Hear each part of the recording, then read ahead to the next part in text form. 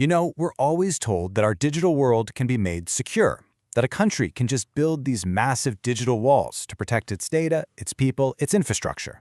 But what if that whole idea is just a myth? Today, we're going to pull back the curtain on this powerful illusion of security in our totally interconnected world. So let's just start with the big question, right? Can any nation anywhere really build a digital fortress that's completely impenetrable? A system so locked down that no one can get in? I mean, it's the dream of every national cybersecurity agency, but is it even remotely possible? Now, you might think the answer is just, bigger firewalls, better encryption, that kind of thing. But the real weakness, it's hidden way, way deeper. It's not about the walls of the fortress at all. It's about the very ground it's built on. And, as we're about to see, that ground is shockingly unstable. So what is this shaky hidden foundation? Well, it's something we use every second of every day, but almost never actually see: the software.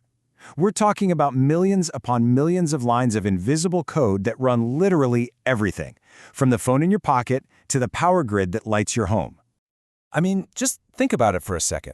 Pretty much every device you and I use, our computers, our phones, even the giant servers that make the internet work, they all run on an operating system from a tiny, tiny handful of companies. We're talking Microsoft Windows, Apple's iOS, and Google's Android. They are the invisible engines that power our entire digital civilization. And here's where it gets really interesting. These engines, these absolute building blocks of our modern world, are almost completely controlled by just a few corporations, most of which are American.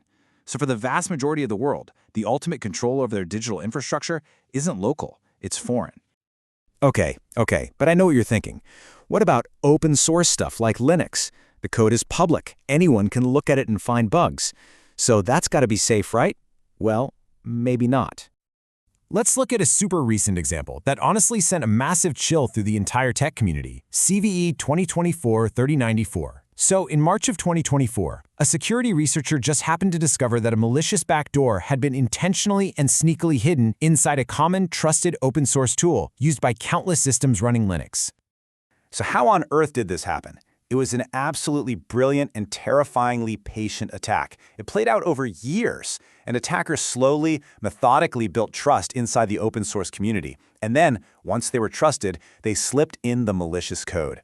That compromised code got bundled into new software releases and bam! Just like that, a hidden backdoor was on its way to millions of systems around the globe. It just goes to show you, even with total transparency, you're not always safe. So this deep, fundamental dependency on software creates what you can really only call an illusion of national control. Let's look at a couple of real-world examples to see exactly how this plays out. All right, let's take 5G networks. The goal for a lot of countries is to build their own sovereign network, right? For secure, independent communications. But the reality? That network hardware, whether it's from Ericsson or Huawei, still runs on foreign firmware. And that firmware is subject to the laws of the country where it was made, not where it's being used. And here's another great example: data storage. Lots of governments tell their cloud providers, like Microsoft, hey, you have to store our country's data inside our country's borders for it to be safe. But the reality? A U.S. law called the Cloud Act lets American authorities demand that U.S. companies hand over data no matter where on the planet it's stored. Legally, the border just disappears. And this dependency isn't just theoretical. It has real, sometimes devastating consequences. Remember the WannaCry ransomware attack in 2017? It spread like an absolute wildfire. And within just a few hours, it had brought the UK's National Health Service to its knees. We're talking critical appointments canceled, patient records totally inaccessible. A software vulnerability created a massive public health crisis. So what's the big lesson here? Well, the WannaCry attack mostly hit computers running old, unpatched versions of Windows. It was a brutal lesson that a country's critical infrastructure is only as strong as its weakest software link. The NHS's reliance on this legacy tech, all controlled by a foreign company, became a direct threat to the health of its own citizens. And all of this brings us to what is maybe the most subtle but also the most powerful form of control. It's something that happens on our devices constantly, usually without us even noticing: the silent, immense power of software updates. Just look at this number for a second. Back in 2017, it was estimated that a mind-boggling 80% of Russian government computers were running on Microsoft Windows. Now, even as Russia tries to build its own alternatives, that level of dependency is just immense. So what does a dependency like that really mean in the real world? What are the actual implications for a country's ability to, do its own thing without outside interference? It means that control isn't a one-time thing. It's constantly being asserted through these forced updates we all get. An update could be a Trojan horse, secretly installing surveillance tools. It could be used for sabotage, disabling key functions, or changing your privacy settings overnight. And maybe most importantly, it creates this incredible point of leverage for geopolitical pressure. And look, if you think this is all just some paranoid, hypothetical threat, you should know, we have proof it's already happened. The Edward Snowden revelations back in 2013 showed us exactly how the NSA systematically used backdoors in tech from companies like Cisco and Microsoft to spy on, well, everyone, allies and adversaries alike. This isn't a theory, it's documented history.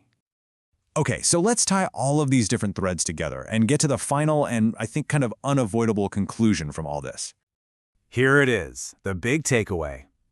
When the very operating system of a nation, its government, its military, its hospitals, all depends on software that is coded, maintained, and updated by foreign engineers, then any claim to having true digital sovereignty is, at the end of the day, just an illusion. Now, all of the research and ideas in this explainer come from the book Homo-Servus, The Collapse of Human Sovereignty in the Digital Era, written by Dr. Wahiba Melawawi, Dr. Mubarakat Mohammed, and Dr. Halima Melawawi. If this has piqued your interest and you want to dive a lot deeper, you can learn more at their website, www.homoservus.org.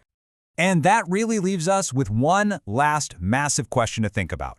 In a world where national sovereignty is literally written in lines of code, who is truly holding the pen? Thanks so much for joining me.